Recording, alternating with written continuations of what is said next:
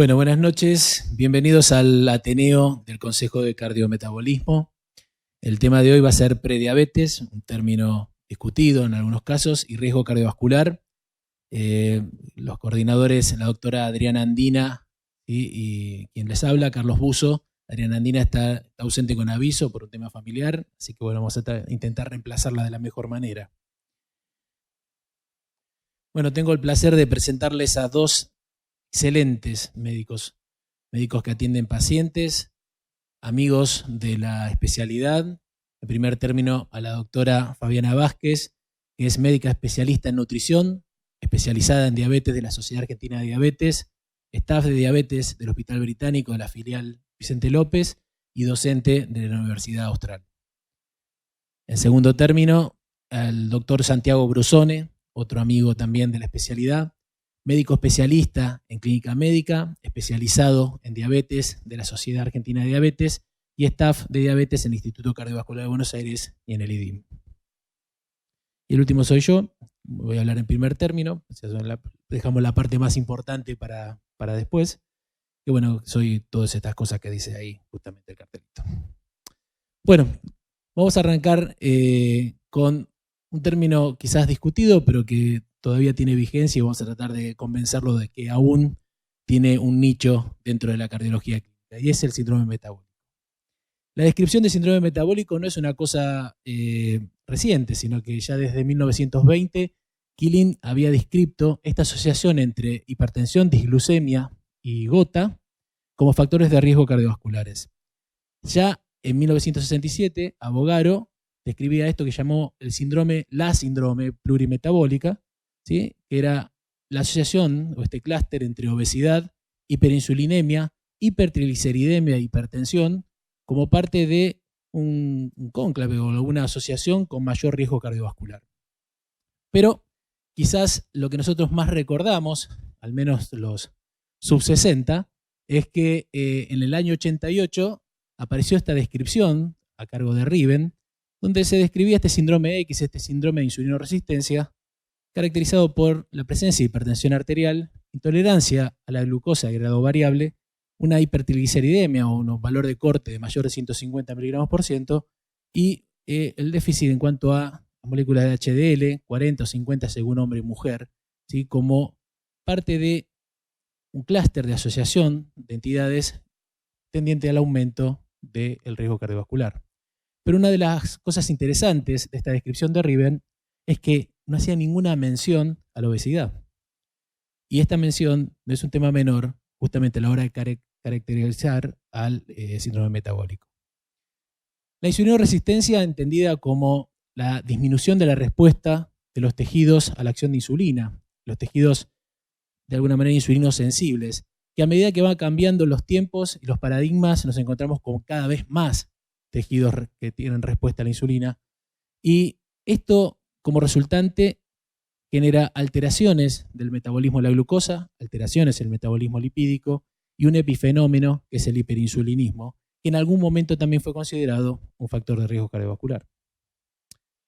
El síndrome entonces de insulinoresistencia o el síndrome metabólico, que no son sinónimos, puesto que la insulinoresistencia se mide con CLAMS, por ejemplo, de manera directa o de manera indirecta con algunos algoritmos matemáticos, y el síndrome metabólico es una asociación de entidades, de cualquier manera tienen un punto en común, que es la obesidad central, y esto implica la concepción de un modelo multiplicativo.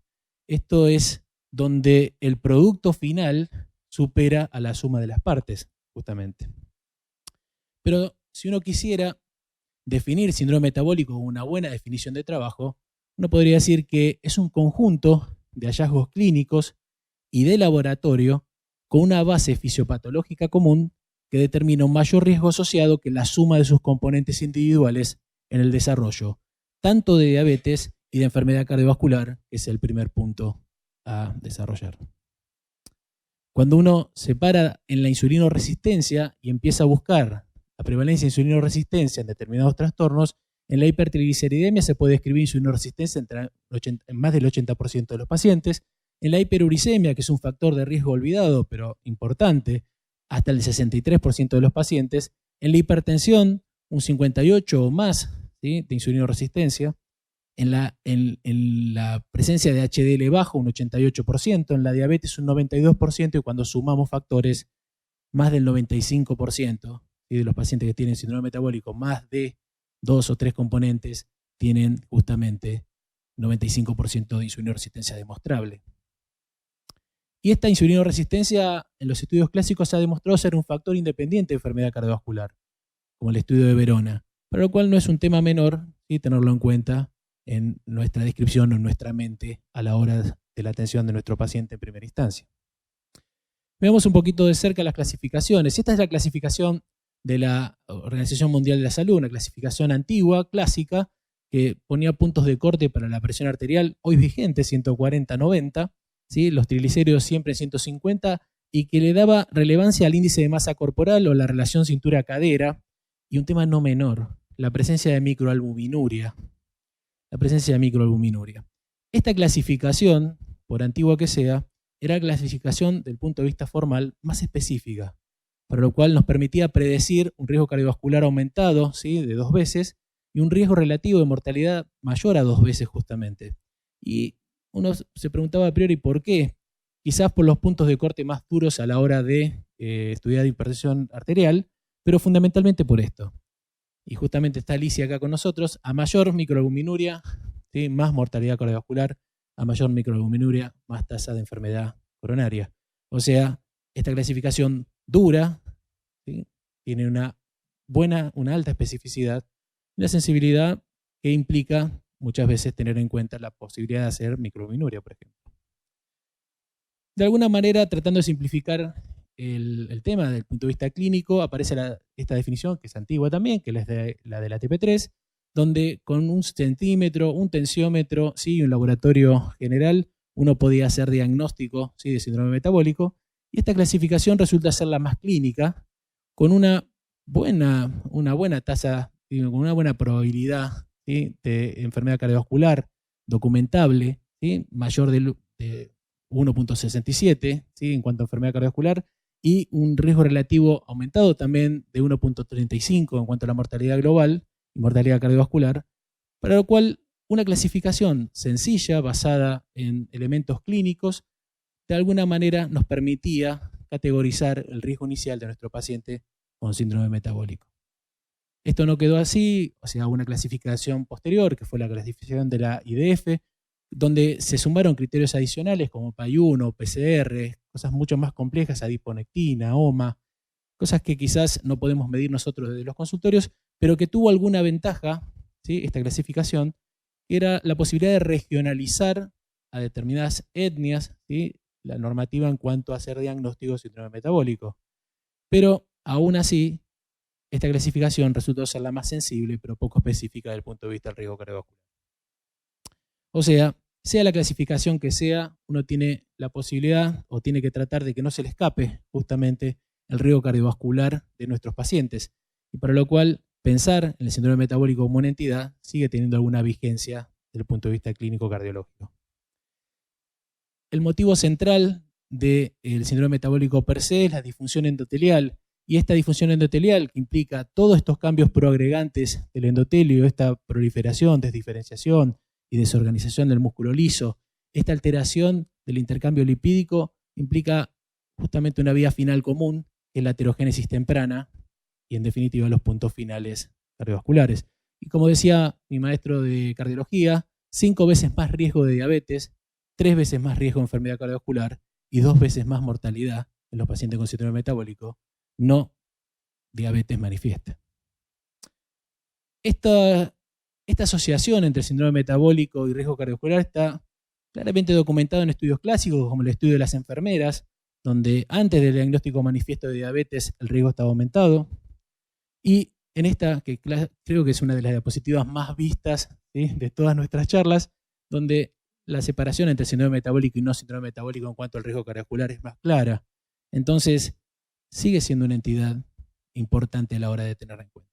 El síndrome metabólico implica entonces un estado inflamatorio permanente, una sobreactivación del sistema de renina-angiotensina, la activación simpática. Este estado de inflamación permanente implica la presencia de citoquinas proinflamatorias, y el punto final, que es la disfunción endotelial y la aterogénesis temprana. La evolución nos va marcando algunos detalles en nuestra historia hasta que llegamos a este tipo de corazón, ¿sí? Pleno de grasa. Esta ecuación, desde el centro hacia la derecha, la conocemos todos, del tejido adiposo disfuncional y toda esa liberación de citoquinas proinflamatorias, entre las cuales aparecen nuevas, chemerina, bifatina, ¿sí? Leptina, que no es tan nueva. Esta insulinoresistencia hepática, estos cambios en las lipoproteínas, esta sobreoferta de lipoproteínas ricas en triglicéridos al músculo, la insulinoresistencia muscular y la disglucemia. Disglucemia, que es un término ya acuñado de alguna manera, pero también es válida la ecuación desde el centro hacia un correlato en cuanto a la grasa, que tiene que ver con la grasa perivascular y la grasa epicárdica, que se comporta de igual manera desde el punto de vista, ¿sí?, de las acciones de estas citoquinas proinflamatorias. Este déficit de adiponectina y algunas otras, por ejemplo iricina, implican mayor riesgo cardiovascular, y esto es prácticamente lo que nosotros conocemos desde hace bastante tiempo. Desde la insulinoresistencia podemos explicar prácticamente todos los trastornos: dislipidemia, hipertensión arterial, hipoferinolisis, este estado inflamatorio permanente. Y con eso había que complementar la hipótesis inicial de Riven del 88. Este tipo de distribución de la grasa implica algunas cosas más. Por ejemplo, la obesidad es responsable de entre un 11 y un 14% de la cardiomiopatía. Es causa de insuficiencia cardíaca. Hoy es una de las grandes vedettes, si bien no es una enfermedad muy taquillera desde el punto de vista cardiológico, pero es una de las grandes vedettes, sobre todo por la cantidad de fármacos que estamos utilizando hoy por hoy como nuevo arsenal del tratamiento de la diabetes y el riesgo cardiovascular. Es responsable de aumento de la masa ventricular izquierda, de fibrosis y de falla diastólica temprana. Es responsable de algunos cambios en los péptidos natriuréticos y quizás de algún ajuste en cuanto a las mediciones de lo que hacemos habitualmente. Y también es responsable del aumento de riesgo de determinadas arritmias, por ejemplo la fibrilación auricular. La insulinoresistencia está asociada a enfermedad vascular subclínica, por esto de alterar la vasodilatación endotelio dependiente, de aumentar la rigidez arterial y de aumentar la calcificación arterial, que no es un tema menor a la hora justamente de la estratificación de riesgo cardiovascular de nuestros pacientes. O sea, desde la insulinoresistencia hacia la rigidez arterial, hacia la reducción del flujo diastólico, hacia la reducción de la perfusión miocárdica y, por otro lado, de manera indirecta, el aumento de la tensión arterial sistólica, un aumento del gasto cardíaco y, en definitiva, hipertrofia ventricular izquierda y daño de órgano blanco. O sea, necesitamos sumar esfuerzos para tratar de detener esto que juntos son más, ¿sí?, son mucho más que la suma, este efecto multiplicativo de los factores de riesgo. Nosotros los cardiólogos siempre mirábamos el corazón y mirábamos siempre por encima del diafragma. Eso pasaba hace varios años, ya no. Ahora estamos enfocados en otras cosas, nos interesa y mucho lo que pasa debajo del diafragma, en realidad en el perímetro de cintura, con este tejido adiposo disfuncional, que es una fuente inagotable de citoquinas proinflamatorias a ambos lados, que genera disfunción hepática y alteraciones del hígado, otro factor de riesgo cardiovascular olvidado, que también genera mayor cantidad, ¿sí?, de citoquinas proinflamatorias disponibles para ese corazón. Hoy por hoy tenemos la chance de cambiar algunas cosas. En conclusión, el síndrome metabólico como entidad clínica, la insulinoresistencia, la disglucemia son factores aceleradores de la aterogénesis temprana. El enfoque está en intervenir oportunamente para reducir primero los eventos cardiovasculares y después la prevención de la diabetes manifiesta. O sea, tener en cuenta esto es el elemento central desde el punto de vista clínico. Después, hoy por hoy tenemos la posibilidad de sumar y de estudiar factores de riesgo adicionales y tempranos. Hoy por hoy tenemos la posibilidad de ver la disfunción diastólica temprana y en nuestro paciente con síndrome metabólico no es un tema menor. Y el diagnóstico de síndrome metabólico continúa teniendo un rol en el anclaje del médico primer contacto, porque esto le permite priorizar la intervención y generar un plan en prevención primaria. Y esto es básicamente lo que yo tenía para decir. Muchas gracias. Ahora sí, buenas noches a los que no había saludado todavía. Bueno, mi tema, que parecía muy sencillo, es extremadamente o difícil o corto, básicamente porque hay bastante menos de lo que uno cree para decir.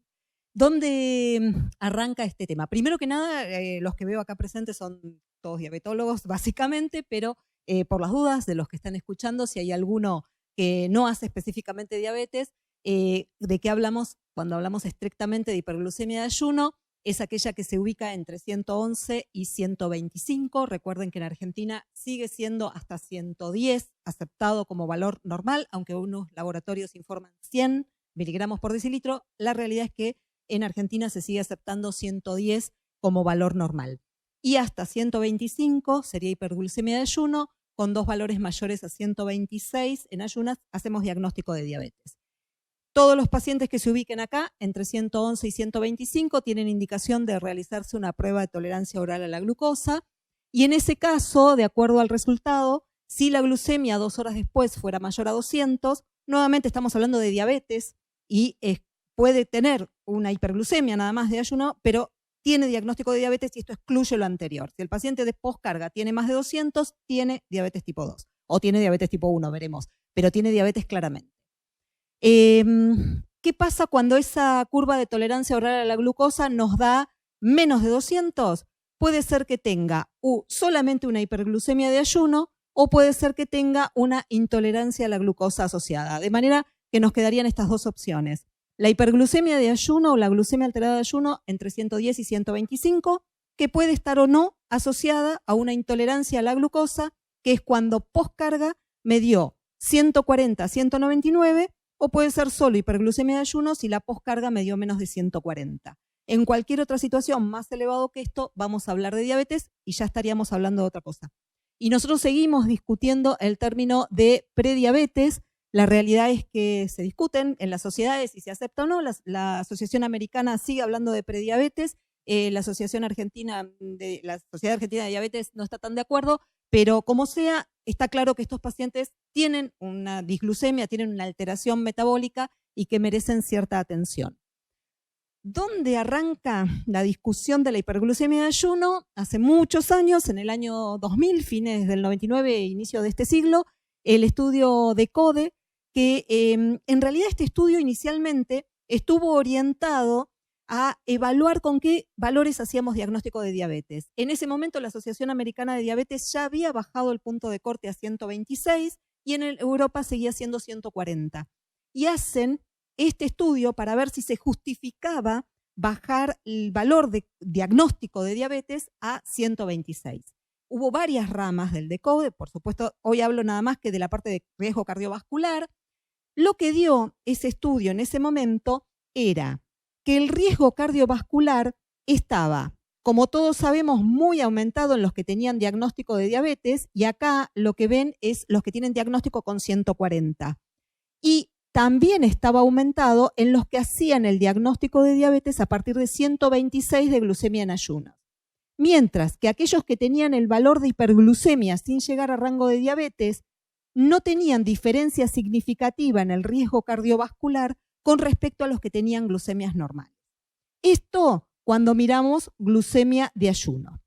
Cuando íbamos a la glucemia postprandial, lo que aparecía era sí que las personas con diabetes, fuera cual fuera el criterio de corte para diagnóstico, tenían riesgo aumentado, y que las personas con intolerancia a la glucosa o diabetes diagnosticada por curva tenían aumento del riesgo en forma significativa. Este estudio hace una diferencia y a partir de ahí el concepto que queda flotando es que la hiperglucemia de ayuno no es tan agresiva sobre la parte cardiovascular de los pacientes como si la glucemia postprandial. De hecho, todo el desarrollo de fármacos de los primeros años de este siglo tienen que ver con el manejo de la hiperglucemia postprandial. Incluso insulinizábamos a los pacientes para tratar de evitar esos picos postprandiales. Tan es así, tan fuerte fue este estudio que prácticamente no hay más publicaciones al respecto. La realidad es que no pude encontrar nada específico de estudios de hiperglucemia de ayuno asociado a riesgo cardiovascular. Los resultados tenían que ver con esto, con que no fuera significativa la hiperglucemia de ayuno nada más. Releyendo ahora para esto el estudio de CODE, la verdad es que aparece un dato que en ese momento, como dijo Carlos, no hablábamos de obesidad como hablamos hoy, y que me llamó la atención, que fue que los nuevos casos que se diagnosticaban de glucemia alterada en ayuna tenían que ver con pacientes más jóvenes y más obesos. O sea, ya la obesidad nos estaba diciendo algo en ese momento, no estábamos en la epidemia mundial que estamos hoy de obesidad y sobre todo de obesidad abdominal. De manera que a partir de ahí los estudios sí son muy categóricos en estudiar diabetes 1 y diabetes 2. En ese momento nuestra impresión era que en diabetes 1 la hiperglucemia generaba daño microvascular y que en diabetes 2 teníamos daño macrovascular, que era por la asociación sobre todo con las dislipemias, pero no teníamos tan claro que las personas con diabetes 1 tuvieran daño vascular. La realidad es que hoy sabemos que tanto diabetes 1 como diabetes 2 tiene enfermedad micro y macrovascular y no hay dudas de que es la causa más frecuente de morbimortalidad tanto en diabetes 1 como en diabetes 2. No podemos pensar que un paciente que tiene daño endotelial pueda dañar solo un tipo de vaso. Bien, este es un estudio bastante más reciente de Fronzo y del Prato, y lo que hacen ahora todavía en diabetes, no hay prácticamente estudiados pacientes que tengan exclusivamente hiperglucemia en ayuno, pero en este estudio concluyen algo que los diabetólogos venimos hablando hace un tiempo y que había varias presentaciones, que era que la glucemia en sí es un factor de riesgo débil para la enfermedad cardiovascular si la tomamos como hecho aislado. En realidad, las terapias basadas exclusivamente en bajar la glucemia no habían dado resultados cardiovasculares hasta ese momento como esperábamos. Y este trabajo, que es del año 2017, lo que plantea es que la asociación de insulinoresistencia con las comorbilidades es lo que es realmente severo para la vasculatura del paciente. Con lo cual, exactamente como venía diciendo Carlos, el problema sería de la hiperglucemia cuando se asocia al estado de insulinoresistencia. Cuando hablamos de insulinoresistencia asociada, hablamos de todo lo que nombró él recién, que tiene que ver con el síndrome metabólico. Y un poco el nexo, la unión, es la insulinoresistencia. No hay dudas de que la hipertensión y las dislipemias alteran la vasculatura. Voy a hacer un poco más de hincapié en los dos temas que son los que tratamos, los que venimos del área de nutrición, que son la alteración de la glucemia específicamente y la obesidad central.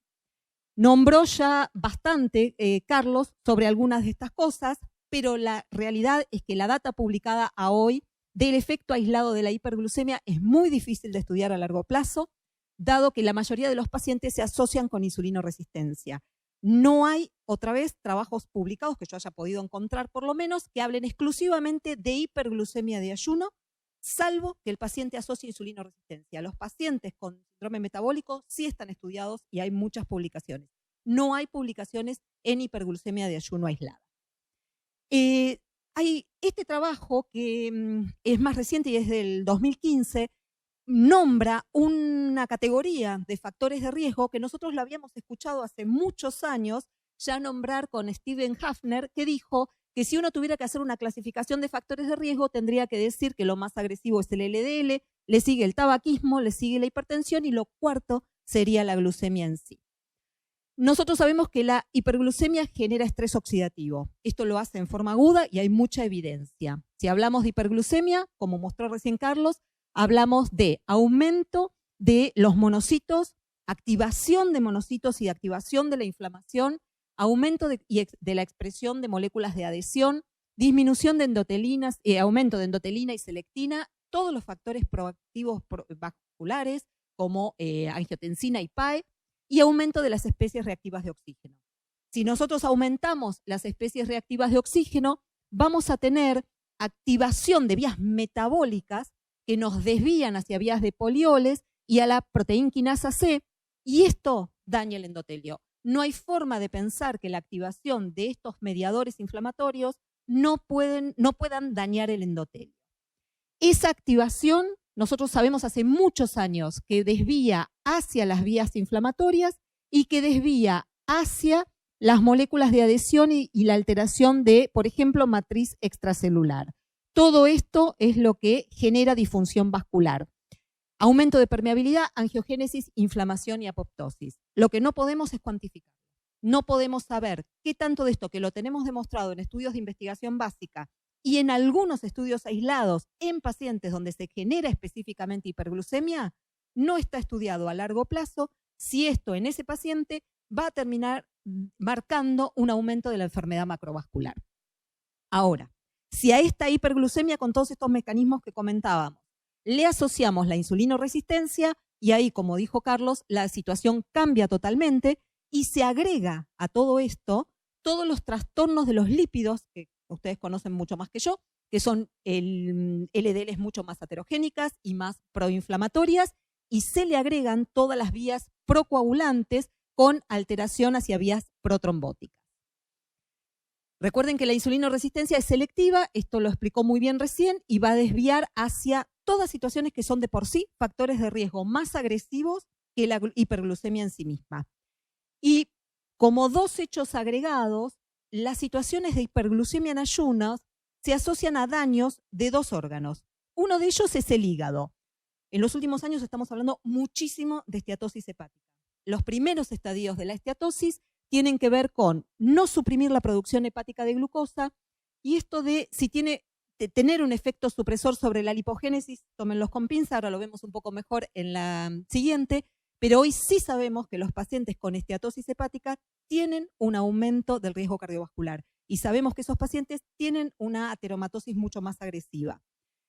En la esteatosis lo que nosotros vemos es aumento de ácidos grasos circulantes, o sea, se inhibe la lipogénesis y aumentan los ácidos grasos circulantes. Eso lleva a que el hepatocito prácticamente colapse. Aumenta la producción primero de ApoB para eliminar ese exceso de grasas locales como VLDL, pero este es el paso limitante y esto va a hacer que al no poder producir más ApoB se acumule ácidos grasos en el citoplasma, lleve a la disfunción mitocondrial y eso me genere estrés oxidativo que va a determinar la hiperglucemia y el círculo vicioso. La misma hiperglucemia que fue consecuencia de la insulinoresistencia termina empeorando por la esteatosis hepática.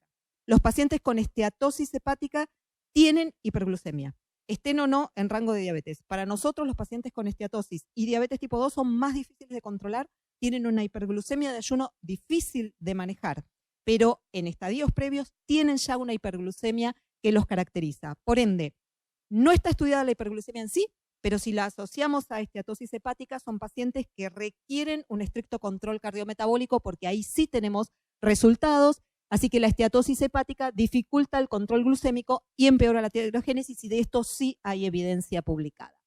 Y el otro gran órgano, que como decía Carlos ha sido descubierto recientemente, es el tejido adiposo. Y la realidad es que cuando el tejido adiposo inicialmente es normal, pero es agredido por la sobrecarga calórica y sobre todo de alimentos de baja calidad nutricional, se enferma. Y cuando ese tejido adiposo se enferma, genera un círculo vicioso con todo esto que venimos hablando. Genera más producción de sustancias proinflamatorias y disminución de adiponectina, que es por el momento la única citoquina conocida que favorece la insulinosensibilidad. Por lo tanto, cuando el tejido adiposo se enferma y genera hiperglucemia, ahí sí va a asociar claramente con la disfunción de los órganos que ya veníamos mencionando, pero también asocia claramente con la disfunción de corazón y de vasculatura. Por lo tanto, cuando la hiperglucemia se asocia a enfermedad de órganos como estos, ahí sí hay que jerarquizarla y hay que tenerla muy en cuenta. Lo que no conocemos es el valor de la hiperglucemia aislada.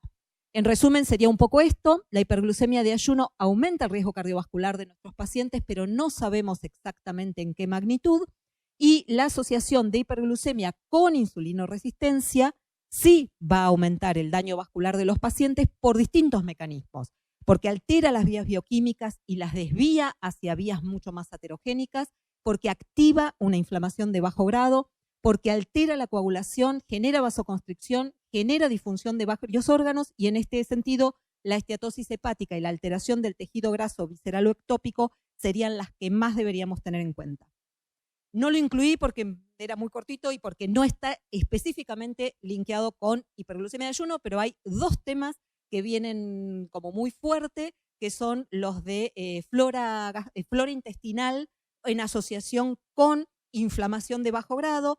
Esos también son pacientes, esto está todavía todo en estudio y no podemos tener métodos diagnósticos para esto, pero sí sabemos que los pacientes, por ejemplo, con más riesgo cardiovascular o pacientes que se infartan, tienen una flora intestinal distinta a estos pacientes con estado inflamatorio, pero que no se infartan. Así que ahí hay toda una línea de investigación y lo más novedoso, me pareció muy loco incluirlo, pero lo más novedoso que leí hay varios trabajos publicados de periodontitis con hiperglucemia e inflamación y tiene que ver otra vez con este estado inflamatorio. Cualquier cosa que dispare la inflamación va a aumentar el riesgo cardiovascular de nuestros pacientes. Nada más. Todos, me toca hablar entonces a mí de la otra parte, que es la hiperglucemia postprandial y riesgo cardiovascular en la prediabetes. Bien, repasemos un poquito el metabolismo de la glucosa. Primero y principal, las alteraciones de la glucemia las podemos dividir en las alteraciones que corresponden a un periodo de ayuno, a un periodo postprandial y lo que corresponde a la variabilidad glucémica, tan en boga en estos momentos y tan estudiada gracias a la tecnología CCM o monitores continuos de glucosa de los cuales ya disponemos. Pero nuestro tema va a ser hablar sobre la importancia de la hiperglucemia postprandial, porque se postula que aumenta la mortalidad cardiovascular por 2 a 4. Acá hay más trabajos de lo que le tocó hablar a Fabiana, ¿sí? Tenemos más datos. Y siempre es necesario diagnosticar y tratar la hiperglucemia postprandial, porque si nosotros no la tratamos, jamás vamos a alcanzar un adecuado control metabólico. Esto quiere decir que si yo tengo una hemoglobina glicosilada de 7.3 para abajo, la influencia de la glucemia postprandial es en esa hemoglobina glicosilada del 70% y la glucemia de ayuno del 30%. Entonces, si queremos tener al paciente bien controlado, tenemos que diagnosticar hiperglucemia postprandial y tratarla. Además, la hiperglucemia postprandial se le asoció en estudios prospectivos observacionales pequeños a aumento del riesgo de retinopatía diabética, aumento del cáncer de páncreas y aumento del espesor de íntima media carotídea. Como podemos ver en el gráfico, cuanto más picos postprandiales hay más espesor de íntima media carotídeo como factor subrogado de enfermedad cardiovascular, ¿no? Bien, para repasar un poquito. En los individuos normales sin diabetes, los picos de glucemia posingesta ocurren a los 60 minutos, la glucemia no suele pasar más de los 140 miligramos por ciento y ya a las 2 horas tenemos el sujeto en valores normales. Las excursiones glucémicas no superan los 45 miligramos por ciento, coma lo que coma el paciente. En los pacientes diabéticos, el pico glucémico se produce a los 120 minutos, la glucemia obviamente postprandial es mucho mayor, a 140, y tarda mucho más en volver a los valores normales. Y obviamente las excursiones glucémicas son mayores a 45 miligramos por ciento.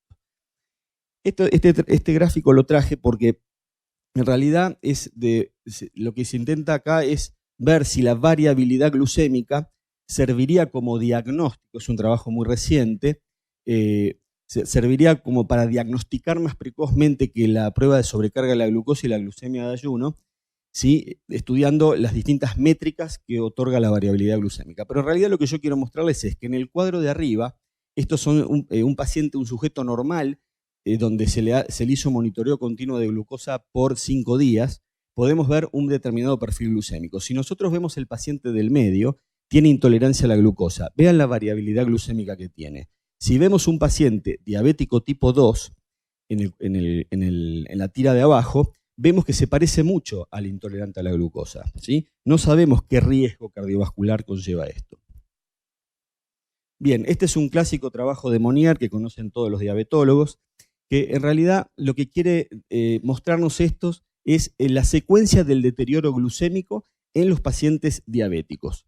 Es decir, en la línea de abajo, en azul, se puede observar a un paciente con una hemoglobina glicosilada, a un promedio de pacientes con hemoglobina glicosilada menor a 6.5, y en el violeta, en la línea de arriba, es el otro extremo, que son pacientes que tienen la hemoglobina glicosilada mayor a 9.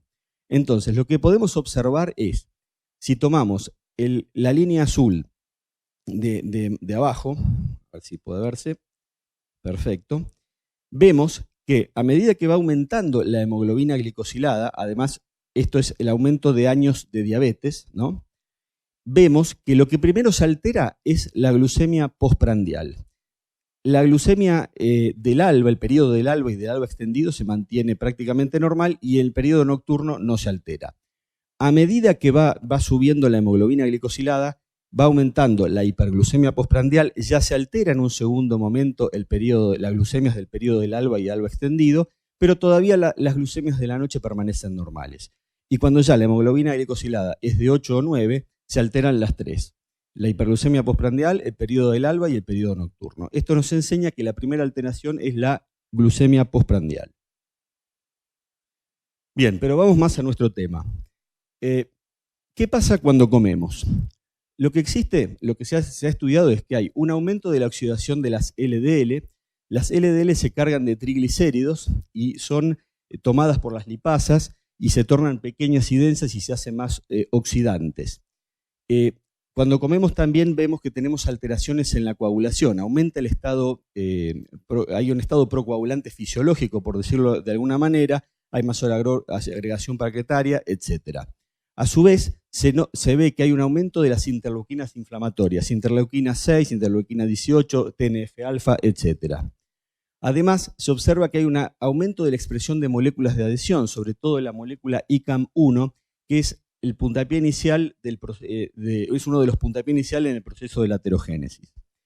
Además, se observa un aumento de la presión arterial y en sujetos normales, y esto para los cardiólogos, se observa prolongación significativa del QT. Este es un antiguo trabajo que ha demostrado que a 20 pacientes, varones y mujeres, se les ha hecho un clamp euglucémico, se les elevó la glucemia a 270 miligramos por ciento y a las 2 horas se les midió el QT y demás parámetros. ¿Y qué se observó? Una prolongación significativa del QT, del segmento del PR, aumento de la frecuencia cardíaca, aumento de la presión arterial sistólica, diastólica y aumento de las catecolaminas circulantes. Esto no se sabe qué significancia clínica tiene, pero evidentemente algo ocurre. Por otro lado, después de comer, tenemos mayor expresión de genes proinflamatorios, hay un aumento del estrés oxidativo que mencionaba Fabiana, que esto lleva lugar al estrés nitrosativo y bicarbanílico, es la puerta de entrada, que lleva a las complicaciones diabéticas. Y hay mayor disfunción endotelial, es decir, ante una hiperglucemia, todo esto que se altera pega sobre el endotelio. Bien, yendo a un plano un poco más terrenal, vamos a hablar ahora sobre la prevalencia de la prediabetes. Tenemos este registro, ¿sí? Norteamericano de 2017, donde nos dice que el 34% de la población adulta de Estados Unidos tiene prediabetes, ¿sí? Y el 48,3% de la población mayor a 65 años tiene prediabetes. Y además, solamente el 12% de la población de Estados Unidos sabe que tiene prediabetes. ¿Cuál es la prevalencia de la prediabetes asociada a la enfermedad cardiovascular? En términos generales, para enfermedad coronaria, insuficiencia cardíaca, stroke, enfermedad vascular periférica, todos estos pacientes que tienen un evento, aproximadamente entre un 20 y un 40% tienen prediabetes. Llámese glucemia alterada de ayuno o intolerancia a la glucosa. ¿Y qué me indica la prediabetes cuando existe? Me indica que estas patologías, cuando se diagnostican, tienen peores outcomes cardiovasculares, solo por existir prediabetes. Esto fue demostrado para enfermedad coronaria, insuficiencia cardíaca y stroke. Por ejemplo, un paciente que tiene un stroke y tiene prediabetes tiene más riesgo de tener un stroke recurrente en los 30 días subsiguientes. Para enfermedad vascular periférica, esta asociación no se pudo demostrar aún. Y se desconoce la prevalencia de la prediabetes en la miocardiopatía diabética, que tampoco está bien definida. Bien. Bueno, vamos a hablar ahora sobre la relación de la hiperglucemia postprandial con los distintos estudios en base a la enfermedad cardiovascular. Primero tenemos el Framingham Offspring Study, ¿sí? 4 años, 3.370 sujetos, ¿sí? Este estudio demuestra que la glucemia postcarga aumenta el riesgo relativo de eventos cardiovasculares. Por cada aumento de 28 miligramos por decilitro de glucemia, aumenta el riesgo relativo. Y este es uno de los primeros estudios que demuestra la asociación que hay entre hiperglucemia postprandial y riesgo cardiovascular. Agradezco a la doctora Vázquez que habló del estudio de CODE. Bueno, recordemos, es un estudio de 8,8 años de seguimiento. Claro. Bueno, y que en realidad lo que hizo fue juntar 10 estudios europeos prospectivos y juntó un N importante de pacientes, como podemos ver, y este estudio sí establece, como lo mencionó Fabiana, que la intolerancia a la glucosa, ¿sí?, mostró un aumento de la enfermedad cardiovascular del 32%, de la enfermedad coronaria del 27%, de ACV 21% y muerte de todas las causas 37%. Simplemente los pacientes que tienen intolerancia a la glucosa se mueren más. A su vez, el estudio de Funagata, es otro de los estudios que me pareció importante traer, quiso demostrar en realidad la importancia de la glucemia alterada en ayuno y riesgo cardiovascular, pero no pudo encontrar la asociación. Encontró lo contrario, que en los intolerantes la muerte de causa cardiovascular aumentaba versus los que tenían tolerancia normal a la glucosa. Bien, no podía faltar el NANES2, esta encuesta. Me pareció muy interesante. 3.174 adultos entre 30 y 74 años de edad. Se los siguió durante entre 12 y 16 años y se les hizo una prueba de sobrecarga a la glucosa en el primer día del estudio. Y se los siguió durante todos estos años. ¿Y qué es lo que se pudo ver? Bien, se pudo ver que los pacientes que tenían intolerancia a la glucosa, a ver si puedo encontrar.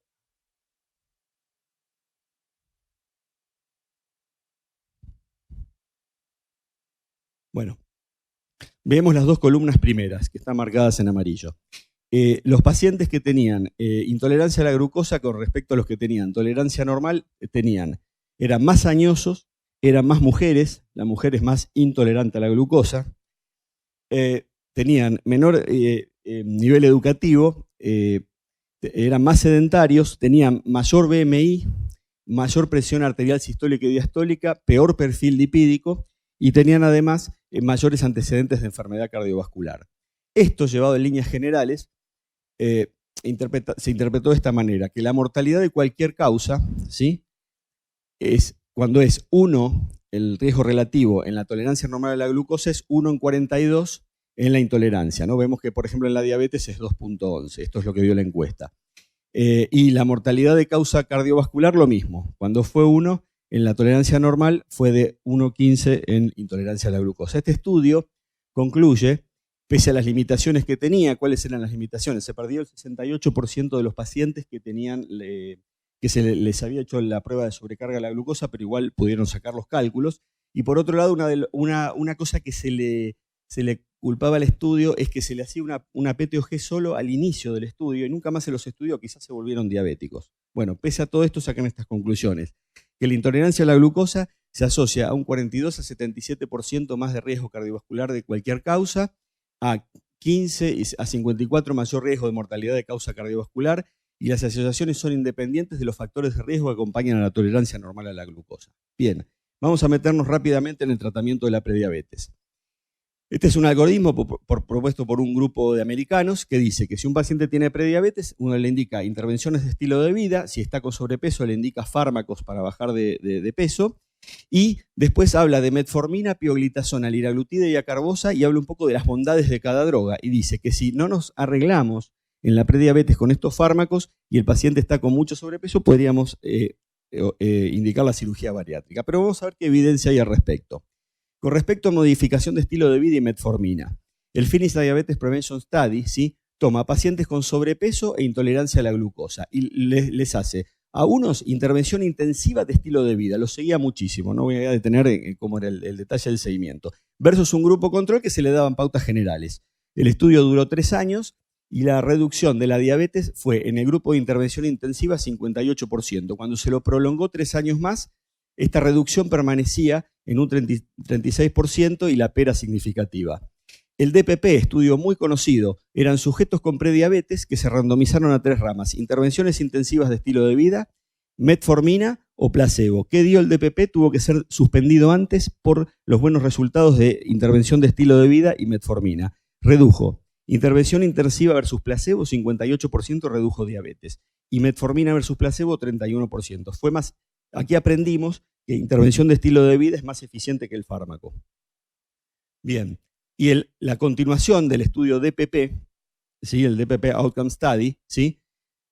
Básicamente dio lo mismo.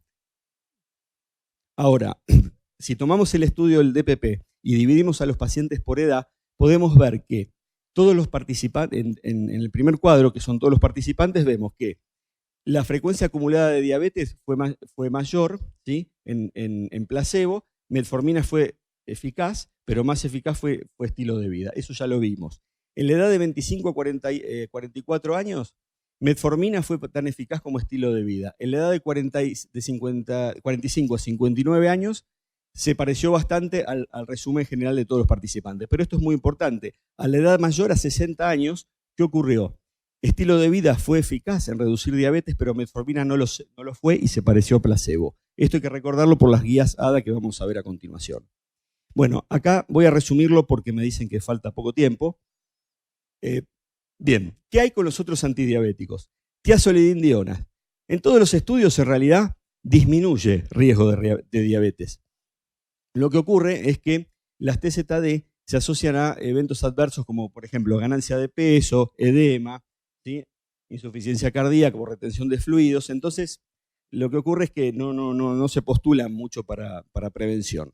Los inhibidores de la alfa-glucosilasa, lamentablemente la carbosa ya no la tenemos más en el país, pero es un fármaco que sí redujo diabetes y además redujo riesgo cardiovascular en el estudio Stop Diabetes, que no fue significativo, pero cuando separábamos infarto agudo de miocardio y separábamos hipertensión arterial, de manera significativa redujo infarto agudo de miocardio y redujo progresión hacia hipertensión arterial. Pero lamentablemente este fármaco ya no lo tenemos más.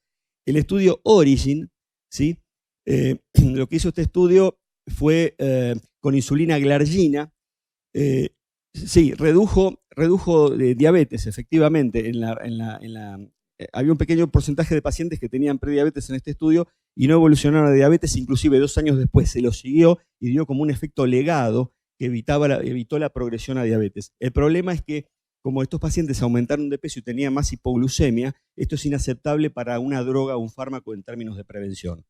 Por otro lado, el estudio Scale con liraglutide, sí, el 61% en este estudio de los pacientes tenían prediabetes, se indicó liraglutide a 3 miligramos, y no solo previno prediabetes, sino que restauró la normoglucemia en la mayoría de los pacientes. Orlistat también previno diabetes, y el estudio Navigator, seguramente conocido por todos, con nateglinide. Nateglinide no redujo diabetes, y sí lo hizo valsartán.